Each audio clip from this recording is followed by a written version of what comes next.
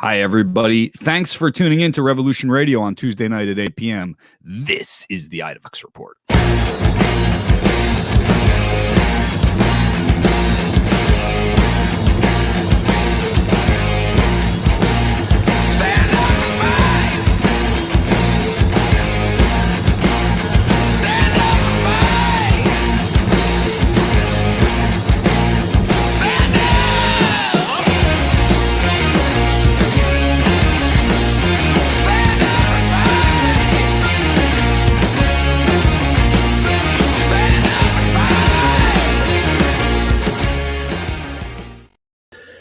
Good evening, everyone. This is Daryle Lamont Jenkins and Brian Powers and Christian Perez for another fun-filled and exciting episode of the Idavox Report. And we are very happy to be here. Although, if I'll be honest with you, I'd rather have been out and about today and over the past couple of days because, once again, a lot of nonsense has just started blowing up. So, what kind of nonsense, Daryl? A lot of stuff that's happening in, once again, Minnesota. I mean, bad enough we have to. It was something that I remember somebody said on MSNBC that we will probably have another shooting while the Derek Chauvin trial was happening in Minneapolis, and sure enough, yeah, it's back to normal. And what makes it so bad? What makes it so bad is that we also had to deal with an Army lieutenant getting pepper sprayed, and he wasn't and all he did was just not pull over correctly, and they're drawing guns. So here we are again. That's what upset them. That's what upset them. They were, I mean, like they said the guy, they get behind the guy, they're pulling him over for whatever reason they want to pull him over, and he pulled forward into a well-lit gas station where they couldn't beat him to death in the dead of night and leave him on the side of the road, and they got pissed off, and so they did what they did, and then they turned off their cameras midway through, apparently. Right. So, and he said I feel uneasy because of what happened. Like they had the gun, they pulled the guns on him before they even had a chance.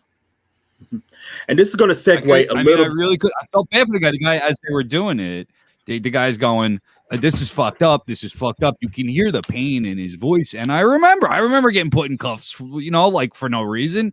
It's a horrible, humiliating feeling, and for anybody. But when you know that race is a motivating factor, which it clearly is in almost all these cases that we hear about, it just compounds it. It's fucked up. And no, he said it right while he was getting right. This is fucked up. Yeah, and by the way, it does not matter that the arresting officer was himself Hispanic, because, interestingly enough, fascism calls it all colors. So, well, I want to speak on that. I mean, I think a lot of people they assume that American fascism is going to be white supremacist. Now, it is. Right, but it's not necessarily going to manifest as explicitly white supremacist. The United States in the 21st century is not Germany in the 1930s. So people listen that fascism, if it ever comes to the United States, is going to look like it did in Germany, or exactly like it did in Germany, and that's the case. I mean, anti-blackness runs rampant in a lot of different communities. Well, that's the funny thing about all of that is the fact that I guess they're trying to a lot of that anticipation of it looking like Nazi Germany is coming from people who are basically trying to propagandize. They don't want you to notice. They don't want you to recognize that that's what they're doing and that's what they're about. So they tell you that, it has to be just like Nazi Germany for it to be Nazi, Exactly. Yep. Excellent point. And you don't need to look like Nazi Germany. I mean, there's a whole bunch of people of color who act like they're from Nazi Germany. So So we have to take that to heart. Segueing a little bit into the current to our topic for today, is interesting how we are talking about Giuliani, and we have to talk about the son of his former police chief. I believe he was the commissioner under did he get appointed by Giuliani? Ray Kelly? That I don't know. I'm not sure. No, Sorry. no. In '92, Dinkins appointed Kelly as the police commissioner. Okay. And then I guess Giuliani replaced him with William Bratton. And I think he came back under Mayor Bloomberg. But it's interesting because Greg Kelly is on a tear. Greg Kelly is Ray Kelly's son. And he's over at Newsmax right now. Oh. And when you're at Newsmax, that means you're a shit talker on the right. That's just basically what it means.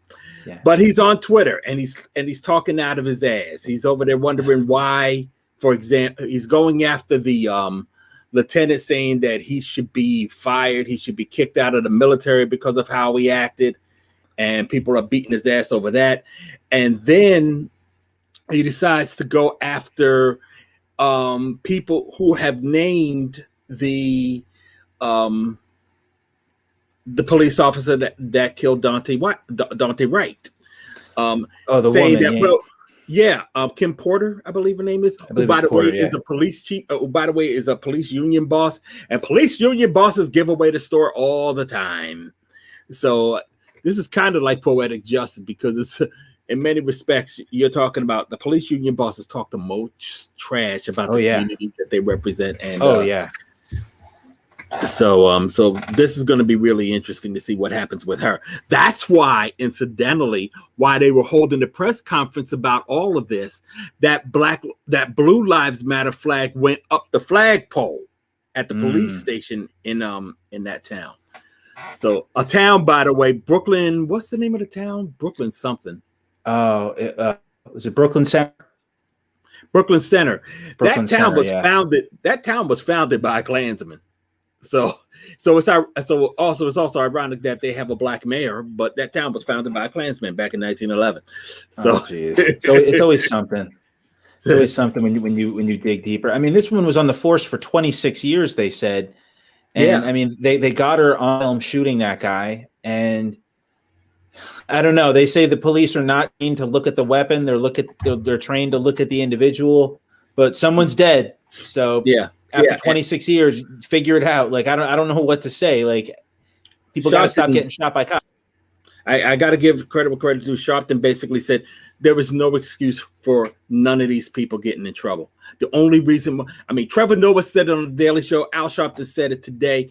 The only reason why they keep doing this is because they keep getting away with it. Yeah. It doesn't matter what the scenario.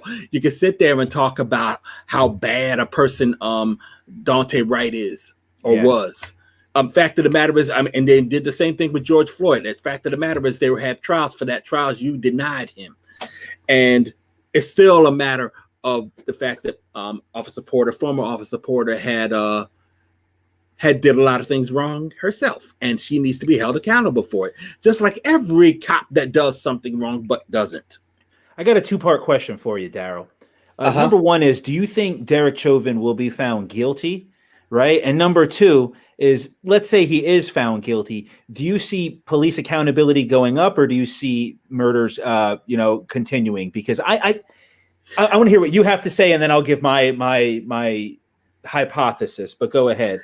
Well, Brian, me and you talked about this last week, correct? A little bit, yeah. And fill me in. Well, basically, I say it can go either way. It can really go either way. I can see it coming up with a verdict of guilty. I can see that happening. I can also see him not serving a lot of time. I mean, anything's possible. Police don't get in trouble, so anything is possible. Yeah. Do I see that there will be an uptick on police accountability in the future? Remains to be seen too. Depends on how much we're going to put in.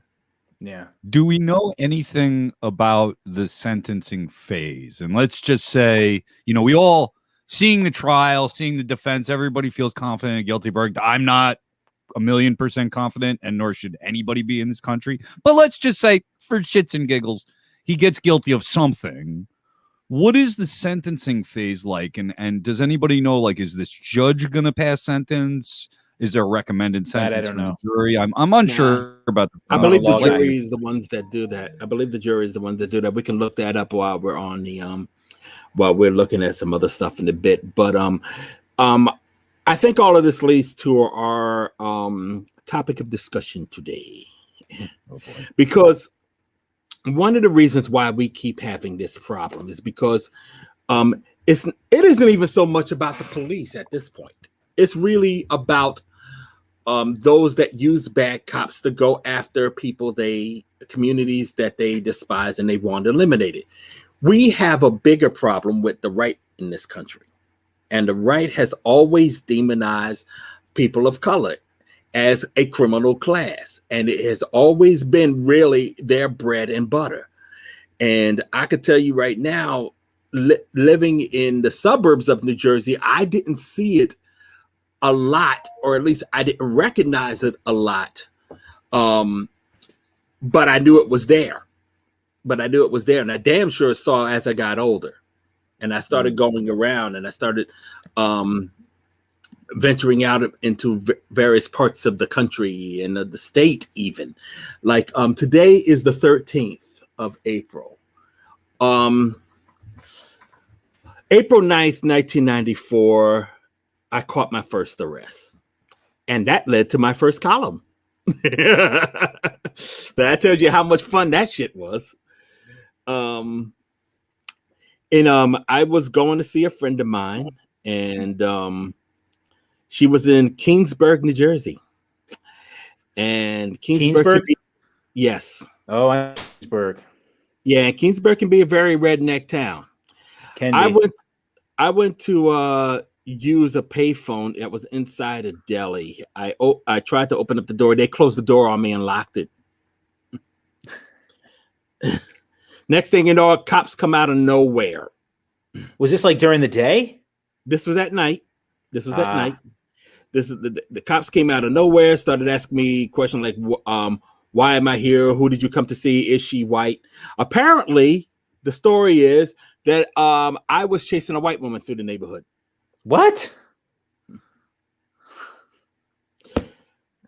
So I got arrested. Was this 1947? When the fuck? I mean, 1994. You ain't that old, man, and that's what I think. 2019, Kingsburg, New Jersey, right? 1994. It could be 2019, but it was 94. See, people think this shit is that far in the past. This is not that. This same generation, man. Crazy. Fucking crazy. I remember when I wrote the column. In the column, it says, I write that God help. Can you imagine what would have happened if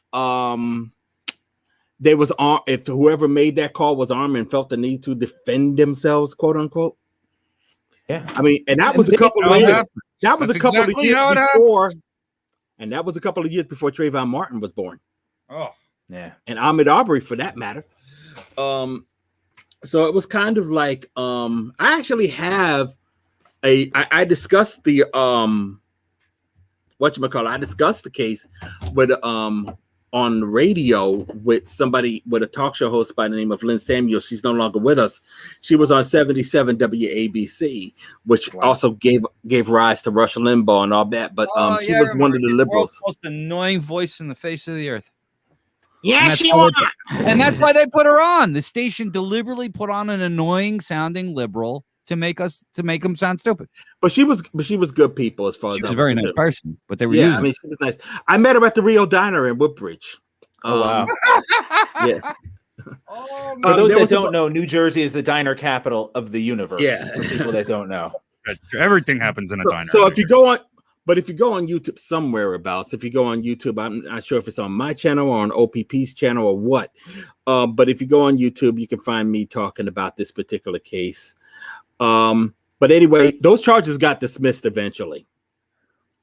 So thank God. So you were going to use the payphone at a deli, and they locked the doors and called the cops on you. And then the cops said there was a black man, chasing white women around the neighborhood. Yeah. So common. Reason why I got dismissed because no white women seemed to show up. Yeah, like who are these white women What- getting chased? Like, What exactly happens when you chase a white woman around town? Do you literally, like, do they picture a black man running around the streets after white women? I mean, what exactly are they fucking talking yeah, about? it must have been Story tight, of Daryl. my life. Yeah. Jesus Christ, that's crazy, So- man. I'm sorry you went through that, bro. But see, that's my experiences. That's the kind of experience. I mean, besides working in New York during Giuliani's time, and no, I was working during Dinkins' time, and you still had because I was working over at the Tower Records. I remember we would go back and forth. I would go back and forth from Newark. I was living in Newark, New Jersey, and I was working over at Tower Records in the Village. And I remember me and my boy Ricardo were just knocked out. Me and my boy Ricardo and Khaled, we were just Khaled, and we were just knocked out. We were tired as hell. Cops come into the subway car, pulling me, all of us out, including one other person, and searched us, saying that they were looking for somebody. That somebody was a light-skinned woman with a pink jumpsuit on. I can assure you, I wasn't wearing that. Yeah, nor are you None a of us light-skinned were. woman. So I mean, that's the kind of thing that we were dealing with, and the New York Post wasn't helping Matt as much because I mean, Rupert Murdoch, the guy who gave us Fox News, was basically using the tough on crime thing to just go after black people. That and anti-Semitism. Every time we criticize somebody on the right, they called us anti-Semitic. Yeah. But the whole thing was they basically tried to make black and brown people criminals, and that's how we got Rudolph Giuliani. Well, actually, I had a stat because I wanted to let people know that in New York there was, and this is well after Giuliani's time, but this is indicative to show that culture hasn't changed, because we could talk about like Richard Pryor in the 1970s making jokes about police brutality that are relevant today, right? But ProPublica report between 2010 and 2012 and found that young black men are 21 times more likely than white men to be killed by police.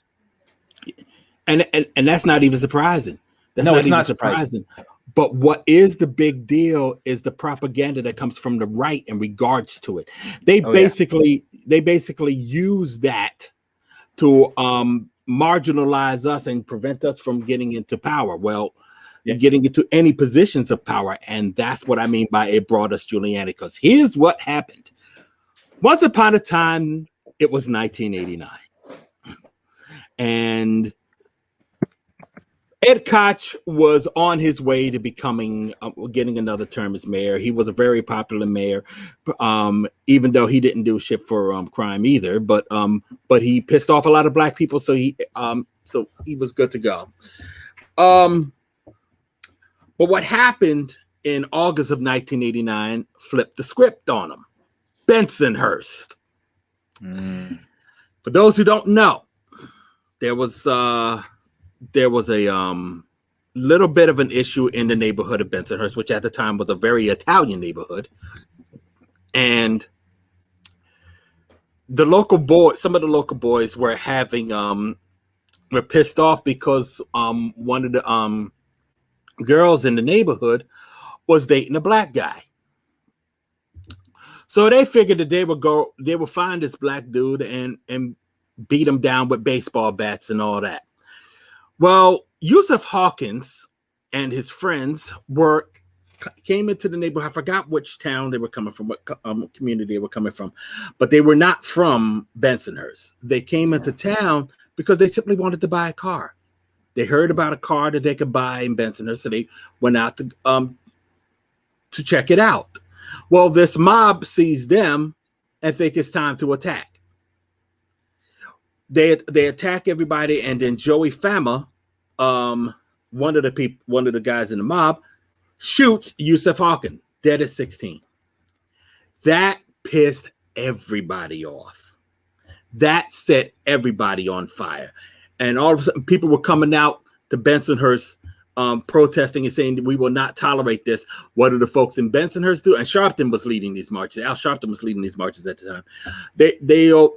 They're yelling racial slurs at everybody. They're swinging around watermelons. I got video of this somewhere around here. And And it was just a completely nasty situation. And it also what made it so bad for Ed Koch was that David Dinkins, the Manhattan Borough president at the time, was running for mayor. And everybody started looking away from Koch, who wasn't doing a damn thing about all this. As a matter of fact, was being blamed for a lot of this. And started looking, you know what? Maybe we need a black mayor. And to that end, Ed Koch lost the primary. And no one expected that. No one expected that. But that also meant that if the whoever lost the primary would go on to win the general election, because Republicans don't have a foothold in New York City until Rudolph Giuliani, until everybody freaked out over the fact that a black man was about to become mayor of New York, and then they started bigging up Giuliani. Now let me tell you what the deal was when it came to Giuliani. Giuliani was at the time a appointee. He was appointed to the Associate Deputy Attorney General. He served as the Associate Deputy Attorney General, appointed by Ronald Reagan. And he was well known for they basically said that he did some damage to the mob. So that was he went after the mob and some Wall Street execs. And some Wall Street he went after a rival mob is what he did. Yeah, that's how my father would put it. Just going, there's a few different mobs, just so people don't know. New York is run basically by a few mobster families, and just because you go after and get some mobsters usually means you're part of a different mob. That's all that means. So. This is about the time he jumped to the Republican Party too, because he was a Democrat as a young man. Actually, he was an independent. He was a Democrat until about 1975, and then he became independent between 75 and 80, and then became a Republican in 1980. So here comes 1989. He decides. He becomes a Reagan appointee. So yeah, that's how this works. Now, curiously, his critics, to your point, by the way, basically Giuliani is responsible. We always talk about perp walks. He's the one that came up with that. Mm-hmm. He's the one that had the people coming out and you walk them in front of the cameras and make them look bad. And what critics would say is that he arranged for people to be arrested and then drop the charges for lack of evidence on high-profile cases before going to trial. In a few cases, I'm reading this from Wikipedia, his arrest of alleged white-collar criminals at their workplaces with charges later dropped or lessened sparked controversy and damaged the reputations of the alleged quote-unquote perps. He claimed veteran stock trader Richard Wigton of Kidder, Peabody and Company was guilty of insider trading. In 1987, he had officers handcuff Wiggin and march him through the company's trading floor with Wiggin in tears. You might have seen that scene. That's what Charlie Sheen was doing in Wall Street. That was one of his last scenes in Wall Street. Yeah. Giuliani had his agents. It seems like Giuliani was, he's a lifetime opportunist. He goes wherever the grass is greener. And, locking up bosses and a couple, crooked Wall Street people will get you the support you need. And it also makes you look bipartisan when you're somebody like Giuliani, who really wasn't a bipartisan person. Listening to what he's doing, what he's doing is not only, quote, kind of cultivating this image as somebody who's tough on crime, which is ridiculous. Again, he's just in a different mob. That's who cares, right? But he's also, by doing these perp walks, and like Daryl's pointed out, he's sending a message that I'm top boss. And if you do this if you cross me, I'll fuck your whole life up. This is what is becoming accepted as politics these days, but these are the tactics of Roman emperors and fascists and dictators worldwide. We could see it in the Philippines with that fucking lunatic over there. The list goes on of horrible people that use this kind of tactic of parading people and publicly shaming and essentially you may not know the story, right? You may not know why the politics called for Giuliani to shame this guy in front of Wall Street, but it may have been a personal grudge. Maybe he wanted to fuck his wife and he figured that this would cause a divorce and he'd better get a better shot. It's that petty sometimes, but that's what mobsters are. That's what criminals and thugs do. They take their petty little grievances out on society. And these are the tactics, and these are that shit that Caligula did, man. That I've been into Roman shit lately, can you tell? But this is really a public shaming of political opposition or perceived political opposition, and the net result is you'll have less opposition because of the fear it generates, and any opposition you have is thought to be stupid for opposing you, and so you collect your power. Well, see, that kind of thing is what got him noticed by everybody who wanted to keep Dinkins out, because so long as they look at black people as a criminal class, they need a Giuliani type to come in and keep that from happening. So that's how he got uplifted. And from then on, he was basically courting the bigot vote, really. And that's where all of this began. Now, what that meant was a lot of ugliness during the campaign, and especially when you consider, they was trying to say that Dinkins didn't pay his taxes and all that. It was basically sitting on that one for God knows how long. But Giuliani lost in 1989, and by 2 percentage points, no less. And Dinkins went on to become the first black mayor of New York. And that launched a 4-year smear campaign against Dinkins, courtesy of 77 WABC, which Bob Grant and Rush Limbaugh was on at the time. The New York Post, Daily News really didn't help matters much. And NYPD. NYPD. Curtis Sliwa. Who had a radio show at the time. Fucking moron. You know what? I will point out before you go, and we will say that all this happened after the crime bill, the 1994 crime bill under Clinton. Clinton's administration really enabled quite a bit of this. Well, that came into play, but not yet, because by that time, Dinkins was out and Giuliani was mayor. Yeah. But what happened was, Dinkins was out as of 93.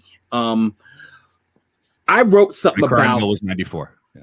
The crime bill was 94. And that's part of the propaganda. That was part of all of that agitation. Yes, indeed.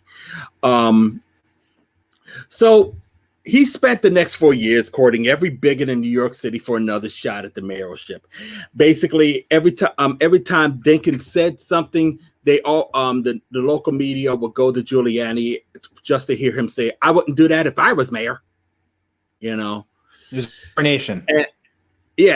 So, and one of the things that happened is that during Dinkins' tenure, there was a call for a civilian police review board, because the police obviously were out of control, even under Dinkins. Dinkins tried his best, but the police had powerful backers in the media, in government houses and everything, and especially in the NYPD. So I must preface this by saying that it is particularly curious that Giuliani paid tribute to Dinkins when he died last year, considering that he was part of the reason why Dinkins was so tarnished. But in many respects, when Giuliani got in there, crime did go down under David Dinkins. Like I said, he tried. Giuliani took credit for it. But here's the fun part about this.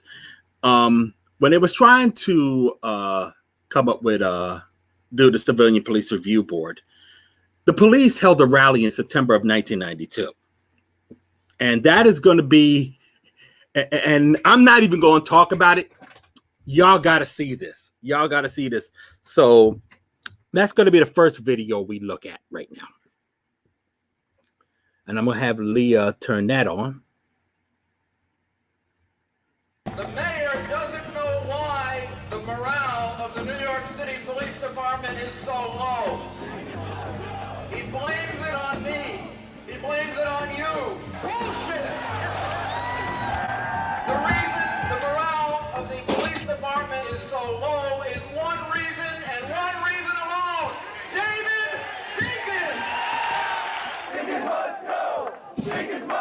summer of '92, the Civil Liberties Union drafted legislation to create an independent civilian complaint review board. For 30 years in the city of New York, civil rights activists, the African American and Latino community have been attempting to set up some kind of mechanism that would be independent of the police department, so that when there's an allegation of wrongdoing by the police towards New Yorkers, you would not have the cops investigating the cops. The police decided to hold a rally in City Hall Park. There were reported 10,000 people that the police were able to pull out. And Rudy Giuliani was one of the speakers on the side street.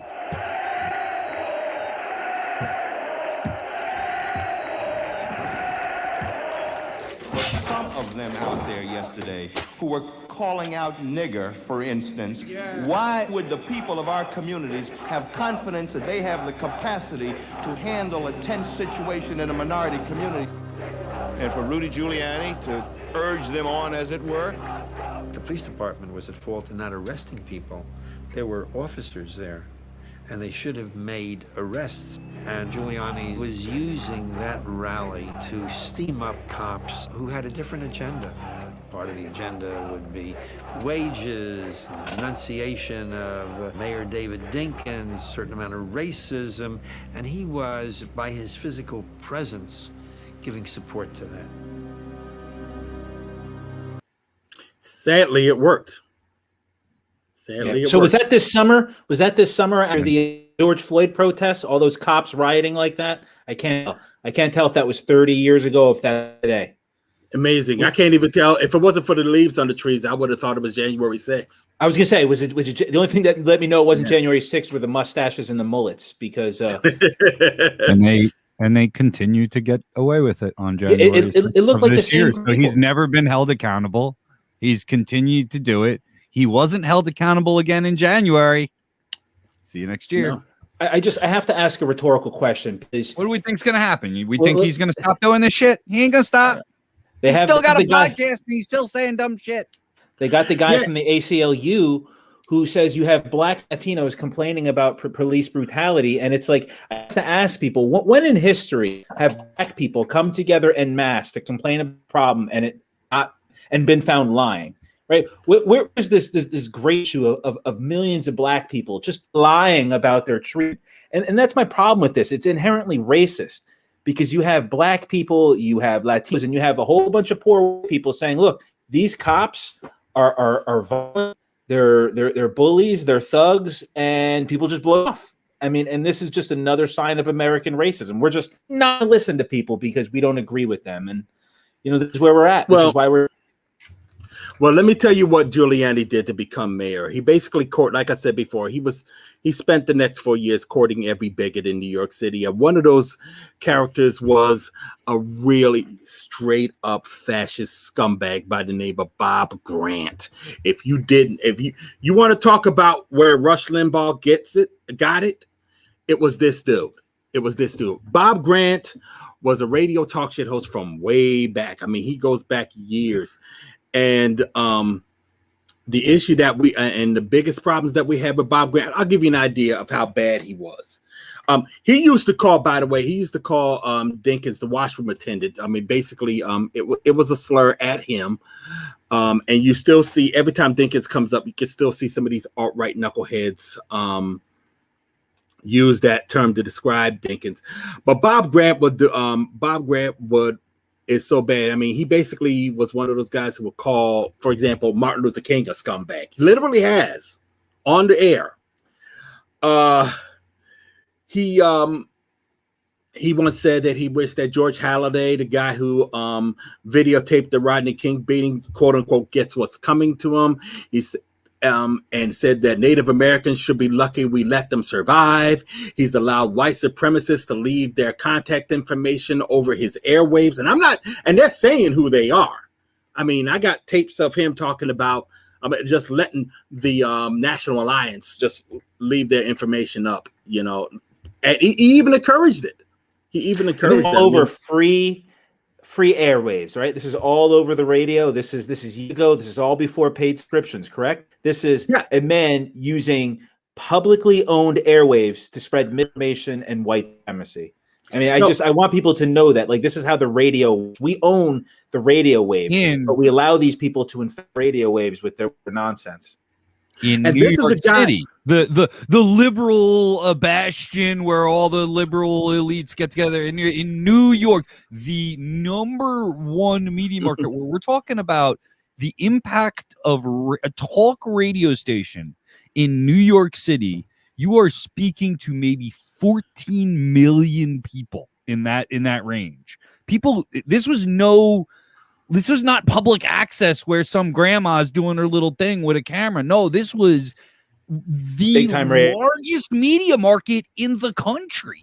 I mean, and the Klan was on the radio basically. They have a whole station built around racist ideas, 770, and I was infected with that disease when I was younger. Yeah, and you talk about how liberal New York is. You know what? There's a lot of black people in that city and around in this region that will beg to differ on that. Because one thing I always say, especially when it comes to New York City Democrats, if the one thing they hate more than racism is black people. because they always throw us under the bus. I mean, Ed Koch was a fan of Bob Grant, despite what he would talk on said in the video. Yeah, he's trying to shape his legacy. Was all about it. Yeah. So it was kind of like that's the kind of thing that we was dealing with time and time again. They were supposed to be what New York was supposed to be. No, but here is Rudolph Giuliani looking at all of that, and he's a big fan of Bob Grant himself, and Bob Grant was a big fan of his. He used to promote his mayoral campaigns, both of them, relentlessly. I mean, he was just a regular on Bob Grant's show, and then he won. Ironically, Giuliani won. Giuliani had lost to Dinkins by 2%, and then he won. Then he beat Dinkins by 2%. And everybody was like, yeah, we saw this coming. I mean, it's unfortunate.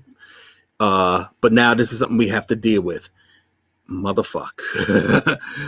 We knew that it was going to try to pull some crap. One of the things that the Daily News said, incidentally, now remember what I told you beforehand earlier, is that Dinkins had brought the crime rate down. And I remember the Daily News writing an editorial says that Giuliani wants to keep, because one of the things that Giuliani said during the campaign is that it didn't matter because people didn't feel safe. That was a line from Giuliani on a regular during the campaign. So when the Daily News, yeah, he's been misdirection. That's part of his game. Exactly. So the Daily News basically said if he thinks he's going to take credit for the crime rate that got that David Dinkins brought down, he's going to have a lot of explaining to do. And it turns out he didn't. He did take credit for the crime rate going down. And like I said, he had powerful backers to let him. Crime went down nationally at that time, and he tried to take credit for all of it. Right? Crime went down all over the country, and no, it was Dinkins. The time changed. It wasn't the 80s anymore. Well, it was funny because Dinkins kind of led the charge in many respects. It was when Giuliani got in that you started seeing it going on all over the country. I mean, Jenkins, please. Giuliani did not really have anything to do with what went down, but what he did was make things worse because all of a sudden he decided to do something that no one else was doing, and he should not have. It was basically what his approach. And let me see if I want to write this. I want to say this for real. The quality of life stuff. Okay. That was his approach. Basically, what he did was during his first 4 years as mayor, he instituted a number of quality of life initiatives to supposedly combat the drug problem. Now, the initiatives ranged from no public drinking of alcohol to no loitering on the streets, to no bike riding on the sidewalks, to roundups of Washington Heights youth who fit a quote-unquote gang profile. Black kids. Yeah. So the neighborhood police precinct, Washington Heights has 3 of them within 20 blocks, were told to strictly enforce these laws, and they did. If 3 or more teenagers walk down the street and fit a gang profile, which largely depends on what kind of clothes the youth were wearing, the cops were stormed against. Yeah, or wasn't what white people were wearing, as far as they were concerned. The cops would throw them against the wall and perform a search. The teenagers didn't have to do anything wrong, but sometimes a cop would find a stash of drugs, and the kid or kids will become another drug law statistic. So that's what and the whole broken windows thing, this is part of what that was. And it decimated communities. It was not it was not preferable, how should I say. But he didn't care. He did not correspond with those communities. He only cared about the bigots. He was always just about courting those bigots. And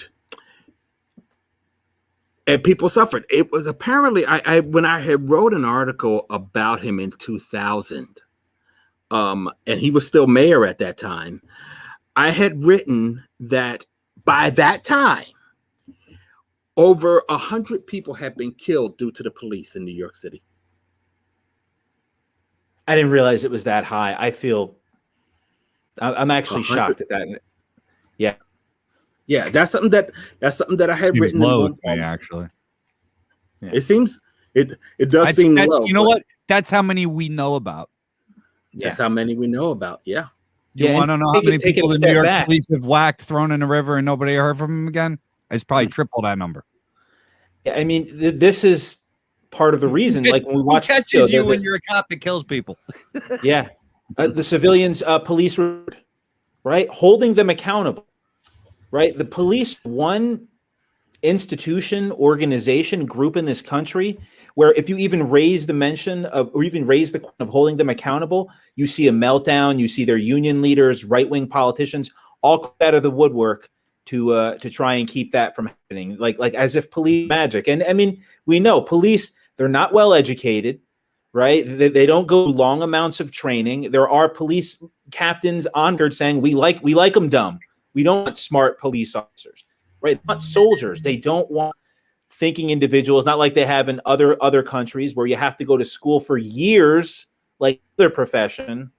But this is the one country where you go for a couple of weeks and then you get to be a cop, and they give you a gun and fill your head with right-wing propaganda. Now go police some black people. It's pew.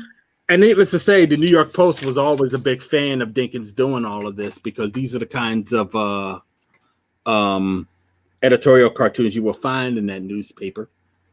They attacked the Caribbean parade, and they figured that they will have some racist crap like this to make their readership smile. I think he harassed the Puerto Rican Day Parade too, which was one of the safer parades in the city. Yes, and then there was like an incident one year, and then he tried to cut down on the Puerto Rican Day Parade too. Now, let us not, I'll be remiss in saying that there had been 4 police officers during Giuliani's tenure that did go to jail for manslaughter. So I will say that. And that there were 4, and at the time, we also had to deal with the Abner Louima case. Now, that happened during an election year. He was up against Ruth Messenger at the time. And I found the file that I have on Abner Louima. And basically, people know this case best. And let me just tell you, this is Abner Louima for back in the day. Yeah, I remember that. Now, I'm going to go to Springsteen wrote a song about this one too. Nope, not him. But we're going to get to that in a minute too. No, that was Amadou Diallo. Oh, I apologize. Amadou Diallo, yeah, you're right. I got those two mixed up. I'm sorry. See, Abner Louima now is in Florida. But what happened was, on the night of August 9th, 1997, police were called. This was in 97. I'm sorry. The police were called, and several officers from the 70th precinct were dispatched to the scene where Abner Louima and other men had been involved in a fight between 2 women at Club Rendezvous, a popular nightclub in East Flatbush, Brooklyn. Police supporters and various people all became involved in the fight outside the club. Police officers Justin Volpe, Charles Schwartz, Thomas Bruder, and Thomas Weiss, and others responded to the scene. In the ongoing altercation, Volpe said that Louima had attacked him. Louima was charged with disorderly conduct, obstructing government administration, and resisting arrest. Later, Volpe admitted his accusation, and Louima being his assailant was a lie. Now, on the ride to the station, the arresting officers beat Louima with their fists, nightsticks, and handheld police radios. They beat him with the police radios. Do you know why they call these freaking things bricks?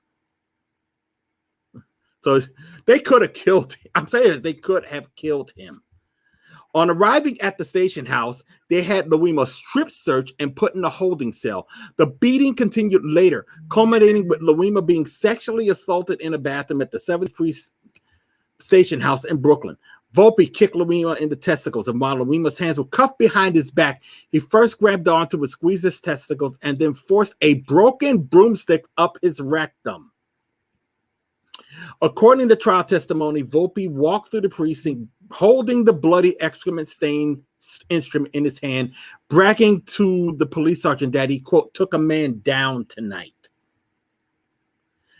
This sounds like what they do to capture runaway slaves. Yeah, and that's exactly what people had said. And Louima was from Haiti, so this was being compared to what the Tonton Macoute used to do back in the day. Yeah. So everybody was pissed. People were coming out of the woodworks to go after Giuliani over this. Giuliani, however, kept his mouth shut for the most part. Said he was going to take care, but we still came out. We had justice for Abner Louima, and but that's actually the RCP. That's the RCP flag. All right. This one came from. This is just a regular support rally for Abner Louima. I got a whole bunch of stuff here. Matter of fact, this is one group bastardized the police department logo to show, because it was not a broomstick. Yeah, it was originally perceived as a plunger. It was originally seen as a. Can we laugh at that? We can't laugh at that. What are we supposed to do? While you're looking through that, Darryl, there's another point I want to bring up. So in the year 2000, there was a security guard who was killed by undercover police officers. His name was Patrick Dorismond. I don't know if you remember. That came after Louima. That was in 2000. And that was the beginning. And really, that was the beginning of the end of Giuliani. Yeah. Do you know what Giuliani did? He released the guy's juvenile records from 13 years earlier in an effort to discredit him. He was a security guard. Laura, I think Laura is referring, when you were talking about the slave trade. I mean, that's especially in New York. There was, that was slave catching, like prime grounds. I mean, that's where a lot of slave catchers practiced their trade, because that's where a lot of slaves would go. To try to hide in a highly populated center.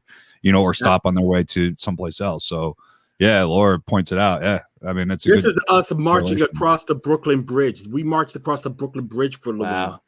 Yeah, I have video of Brand Nubian being a part of this at that march. But what was crazy was I came back home from that and found out that after the march, people marched back across the Brooklyn Bridge, and police attacked them. Because, hey, we gave you the one way. You can't do two ways or something nonsense like that.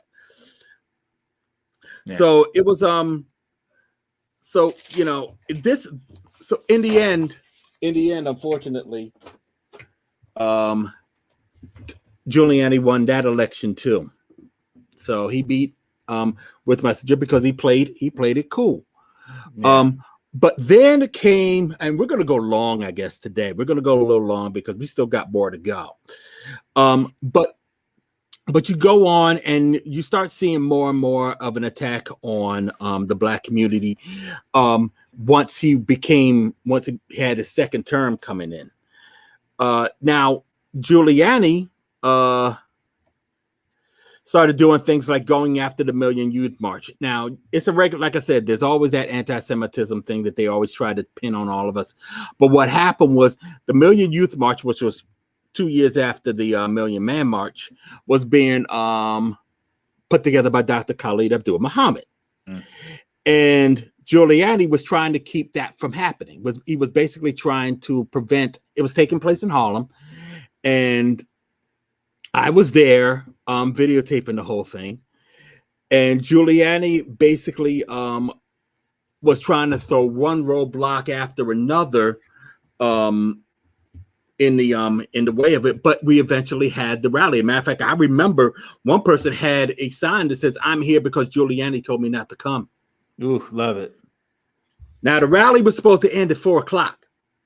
Okay. And the police started converging on the stage at this point, converging around the stage, getting ready to start some shit. So Dr. Khaled said, if these police put their hands on you, grab anything and beat the hell out of them.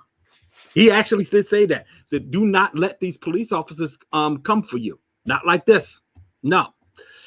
And the end result was at 4:01, the police started attacking and got smacked in the face left and right with police barricades.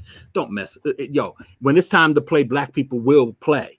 And there was pepper spraying and attacking people, and we was attacking back. A police helicopter buzzed the crowd at 200 feet above our heads. 200 feet. So everybody right at this point, now people were already condemning this march because of Dr. Khaled. I mean, he has a history. He does have a history, and we could talk about that some other time. But when that happened, when that crap went down, all of a sudden everybody was looking at Giuliani going, "What the fuck?" Yeah. You know. But here's the fun part. Then he knew he had to save face. So a couple of weeks later, there was a parade in the Broad Channel section of the city where there were some men in blackface in a pickup truck with another man chained to the rear of it, making fun of the death of in Jasper, Texas, of James Byrd. James Byrd. The men in blackface, yeah, the men in blackface were firefighters. And Giuliani said, "Oh, I better use this to do something to make myself look better." So he fired him. He fired him. Yeah, easy decision. Yeah. So he was doing his weekly radio show on ABC at the time. Ironically, on September 11th, 1997, his first caller was a well-known caller named Hal from North Bergen. We later got to know this guy as Hal Turner, who is a well-known neo-Nazi who was famous for threatening to kill people on his radio show, including me. And he was also a contemporary of a libertarian candidate named Murray Sabrin out here in New Jersey. He asked the mayor about what he considered a double standard that the mayor was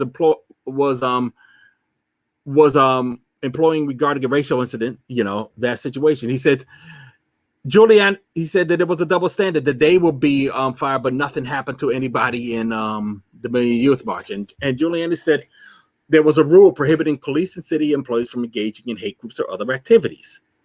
And, you know, it didn't work. It didn't work for Giuliani. It didn't work for Turner. So he was already on the hook. And there was still a lot of drama by the time Amadou Diallo was murdered.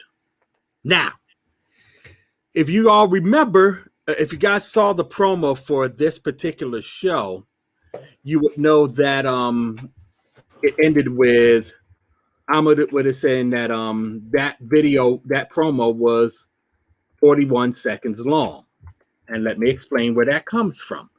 On the early hours of February 4th, 1999, Amadou Diallo, who was a street vendor, was standing near his building after returning from a meal. At about 12:40 a.m., officers Edward McMillan, Sean Carroll, Kenneth Boss, and Richard Murphy was looking for an alleged serial rapist in the Soundview section of the Bronx. Police officers stopped his car and interrogated Diallo. Stopped their car and interrogated Diallo, who was in front of his apartment. When they ordered Diallo to show his hands, he supposedly ran into the apartment and reached into his pocket to show his wallet. So the officers opened fire. 41 shots with semi-automatic pistols. They had to reload to get that many shots off. They hit him 19 times. One of those shots actually hit Diallo from the bottom of his feet, which means he was on the ground when they were shooting at him. He was already down. Now, people really got pissed this time. People really got pissed at Giuliani because this was getting out of hand. There was no excuse for that. And I'm gonna tell you something. This was the beginning of Giuliani going down and Al Sharpton coming up, because Al Sharpton was smart enough to keep his head about himself and not get caught up in all the nonsense that had been thrown at him for years. And everybody started looking not so much at the police for being the problem, but Giuliani for being the problem. This was happening around the same time we had the racial profiling case where 4 basketball players were shot in the state of New Jersey. And Whitman was getting in trouble for that and the racial profiling thing that was going on in regards to that.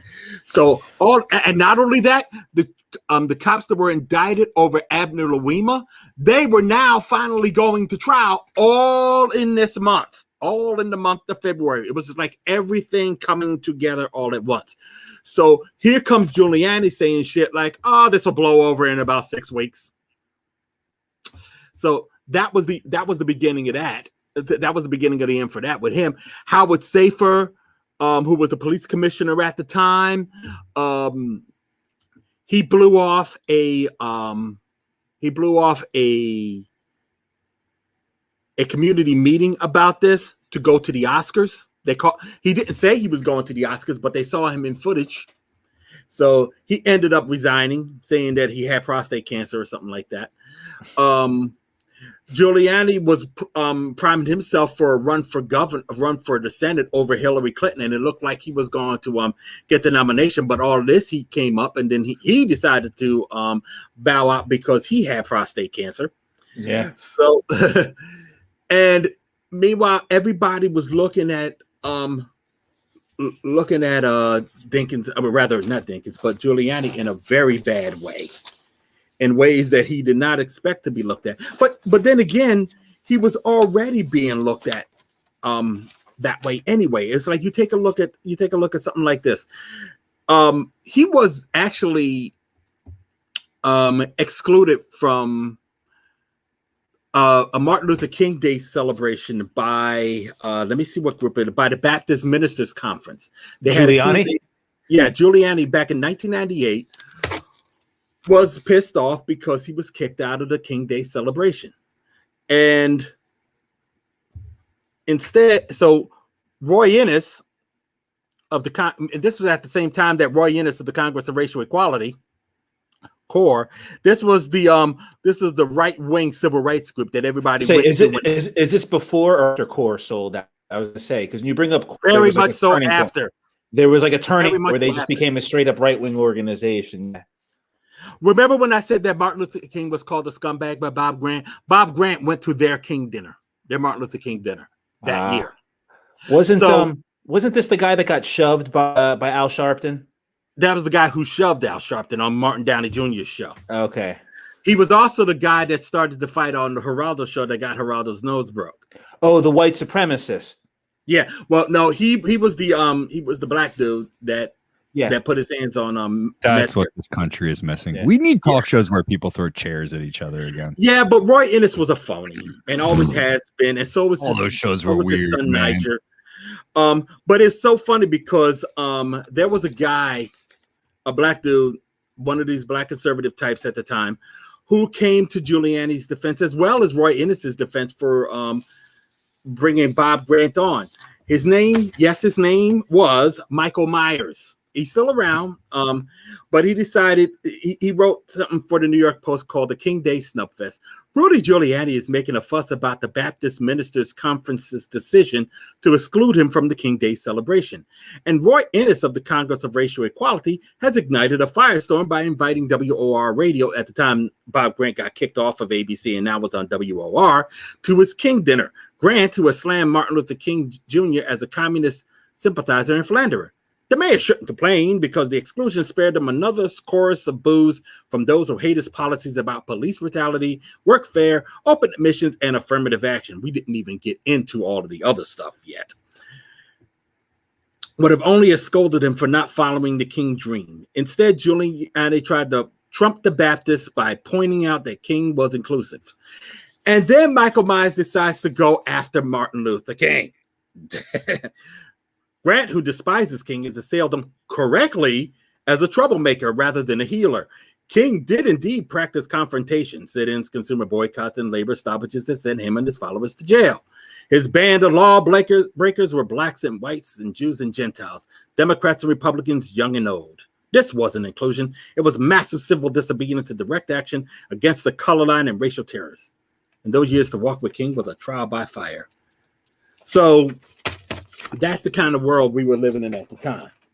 That was Giuliani's world. So not here's the fun part. The following year, while he was running for Senate and all that, Al Sharpton invited Hillary Clinton to the King's Day celebration that the National Action Network was putting together.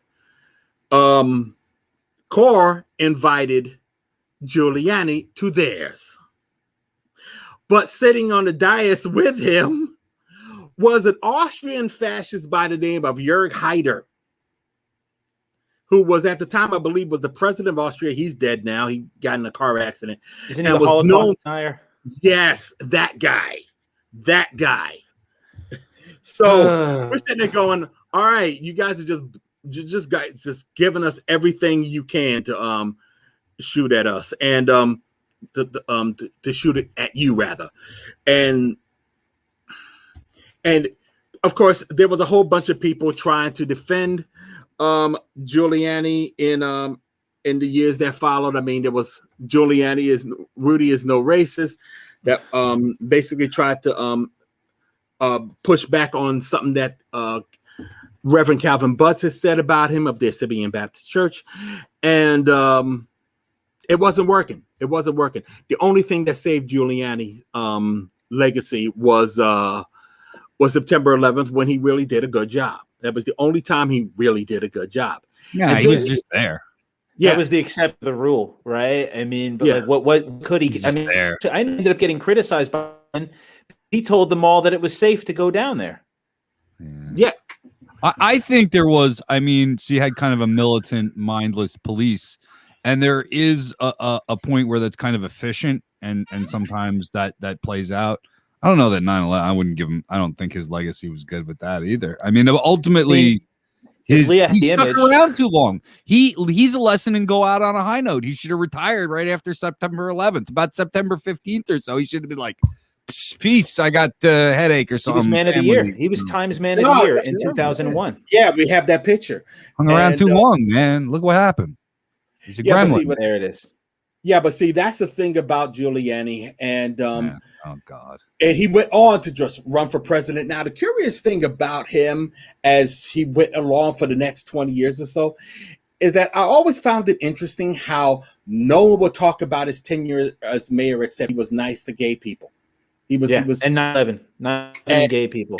And 9/11, the Times Square community, and the only thing that should hurt him is him being a divorcee. They would not talk about what he did to the community. No, and matter of fact, if it came up, it seemed almost like a conscious effort, because I remember when Tavis Smiley kind of made some sort of allusion to it when someone said something to the effect about black and white with Giuliani. It had nothing to do with the racism that he was about, but it was kind of like you could tell that it was really being avoided. And when Obama became president, that seemed to just come back for Rudy, you know, and he just kept on going after Obama for various things. I mean, his birth certificate, I mean, being a community organizer, whatever got the bigots riled up again. I have a quote. I have a quote. After Obama was elected, Rudy Giuliani was speaking with a bunch of old business leaders, old white men, and he was quoted as saying that Obama, quote, doesn't love America and doesn't love us. Yeah, and I always say, like, Barack Obama, I remember that, in the United States, He was raised by his white mom and his white grandparents in a white neighborhood. I'm sure he's racist. I'm not taking that away. But his whole life was mapped out for him. Yeah, I mean, like there's this that Barack Obama is some radical. He's not going to overturn the system that allowed him to become president, right? I tell my students the first red flag to tell if somebody to know what they're talking about is if they call Barack Obama a communist. That is an immediate red flag. That's an immediate sign that you're dealing with somebody who doesn't know what the hell they're talking about. But I just with Obama, the racism that he faced was so ridiculous because they really did themselves into thinking that he was Malcolm X or whoever. Well, I mean, it's like what people said about Obama when he first came about is that it is what it is. I mean, we wasn't expecting the second coming, despite what the right was saying. Mm-hmm. But it was really interesting when Obama talked how, in at least one case, Giuliani changed his words around. And around 2014, after Eric Garner was murdered, Obama made some remark during a speech where he said that it's generally expected that poorer communities are going to be more policed. You're going to see more police in poorer communities. Now, people will probably get upset with that already. Yeah, I get that. But then just 2 days later, Giuliani was on CNN talking about, Barack Obama agrees with me that minority communities need to be policed more. Remember, Obama said poorer, Giuliani said minority. Yeah. So that was where I said, yeah, he's definitely on this shit. So we cut. So, and here's the main thing that, and the reason why I want to talk about this now, aside from the fact that, I went to a White Lives Matter rally in New York and there was nothing there, but there's a long story in behind that. We were going to talk about that, but we're already running long as it is. But the main reason why, yes, indeedy, bless your hearts and they just fell into a whole bunch of traps and then wind up accomplishing nothing. Well done.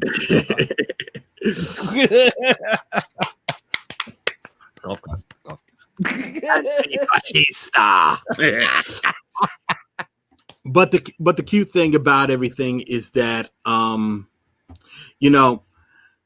Giuliani, Bob Grant, the New York Post, I would disagree with him being centrist. He definitely was not centrist, and that was one of the reasons why we had to have this show.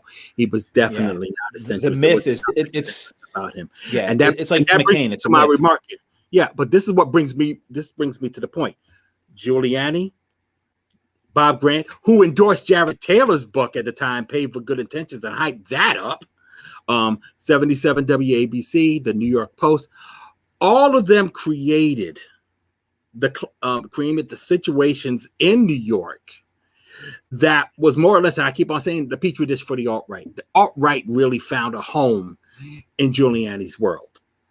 I mean, a lot of the things that you see coming from the so-called alt-right and is very familiar to me.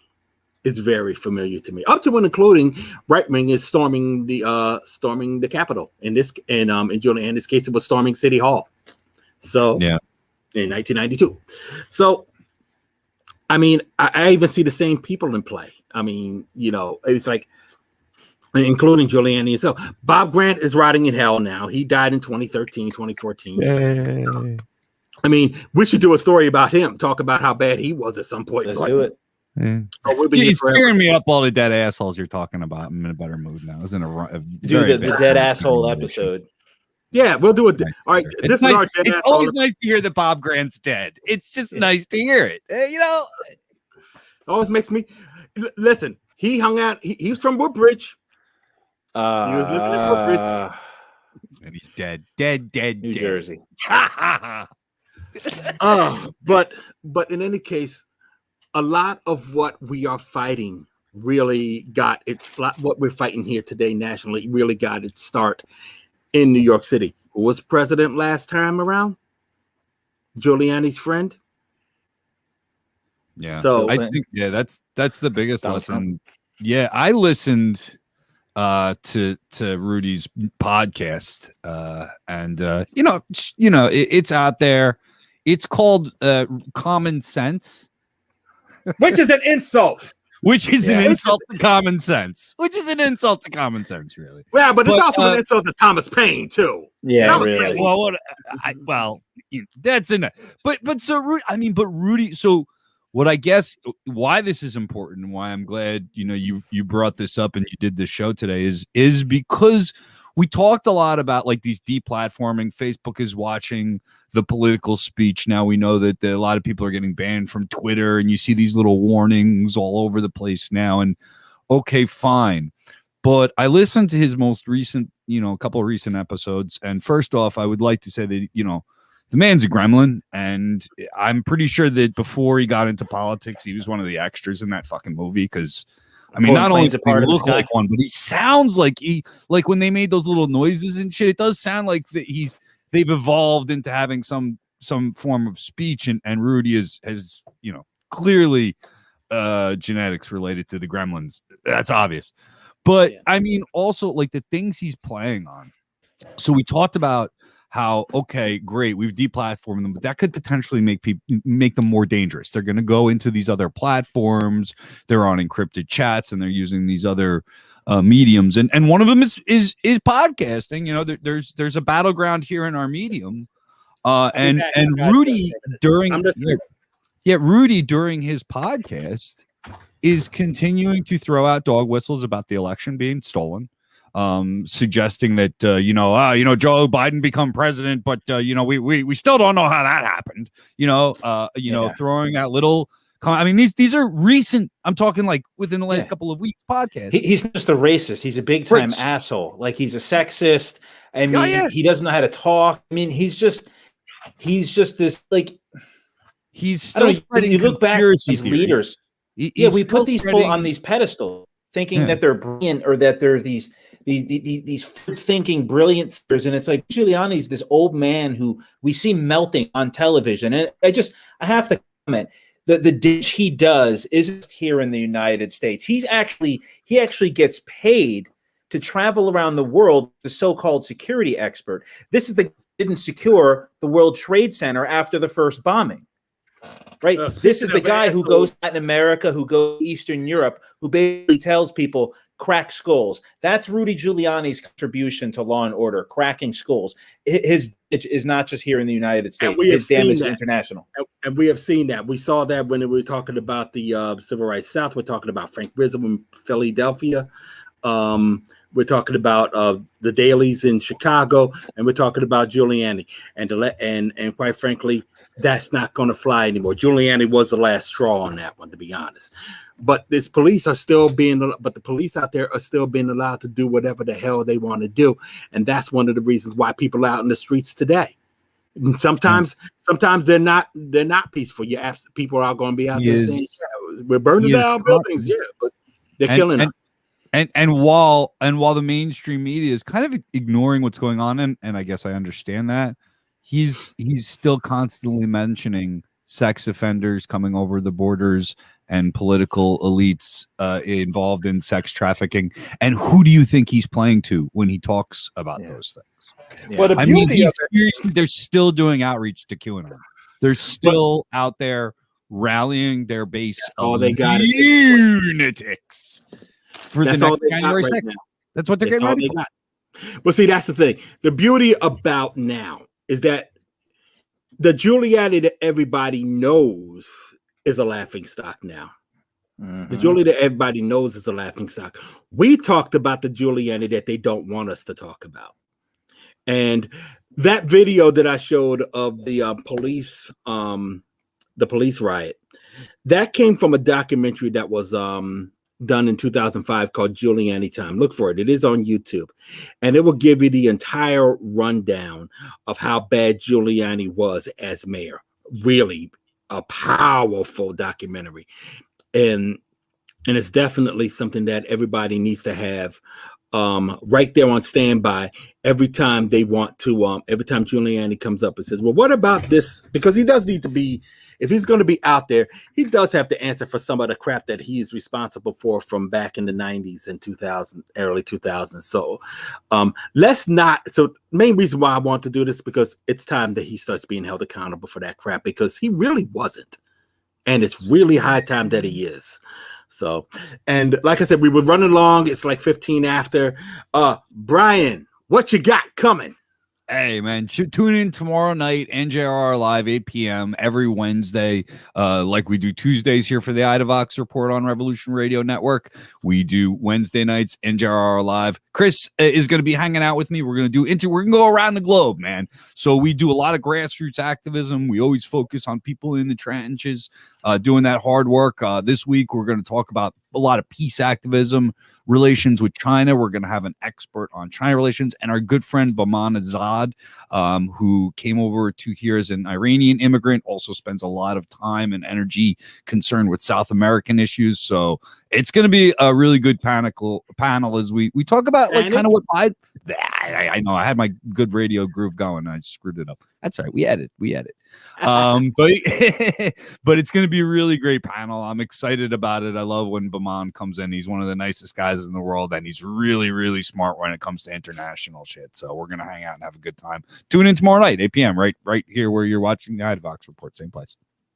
And next week we looks like we're going to be talking about in Minnesota. I think because that's going to be around the time that the verdict comes down. We don't know if it's going to come down by Tuesday. It might even happen on Tuesday, but it depends on where and when we're at. But we may break in. I mean, if you're around, man, if I'm home during the day, we'll see what happens. But I do know that whatever is happening next week is going to involve Minnesota. Yeah, I mean. And I'm hopefully I can get somebody from Minnesota to come on the show. I'm crossing my fingers on that one. I mean, it's going to be a hotbed. Like, we got to see what's. Yeah. I don't know. It's scary.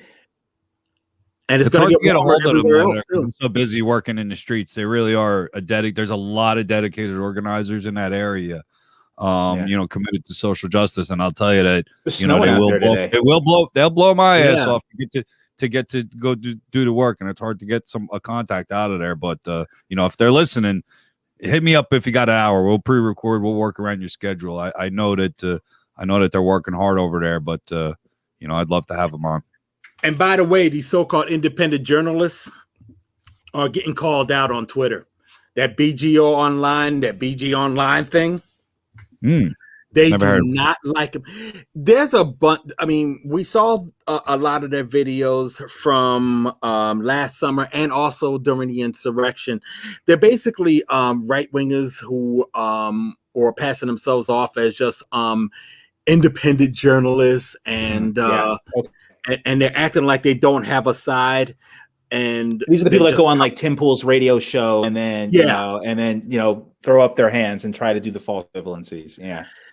Yeah, so people are getting sick of them, and we're probably going to be talking about them as well.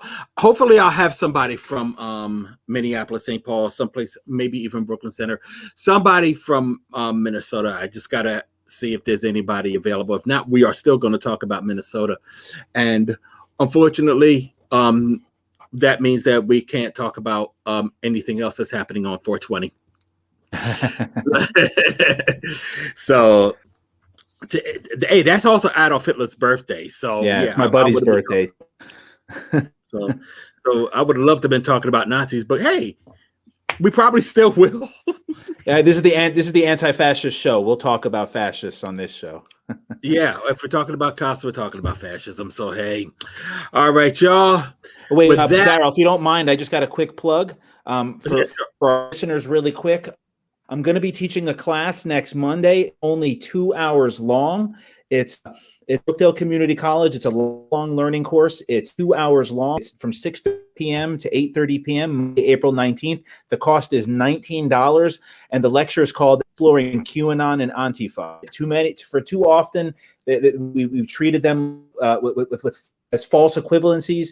We have a society that wants to treat them both as equals. That's not the case. One, it is rooted in fighting fascism. The other one is in chasing mythological fantasy bad guys. All right. Antifa, real. QAnon is a joke. So if you get a chance, check it out. Life Learning at Brookdale. Google lifelong learning. I got the link there. If Leah could, it's exploring QAnon and Antifa next month, April 9th, 6:30 p.m. to 8:30 p.m. $19. Excellent. By all means, check it out. So we're out of here. You know what? Because we are dealing with some bad cops this week and next week, Brian, can you send your special message to the police? Oh, of course. And for everybody, you should know that the police, they can quit their jobs. Peace, y'all.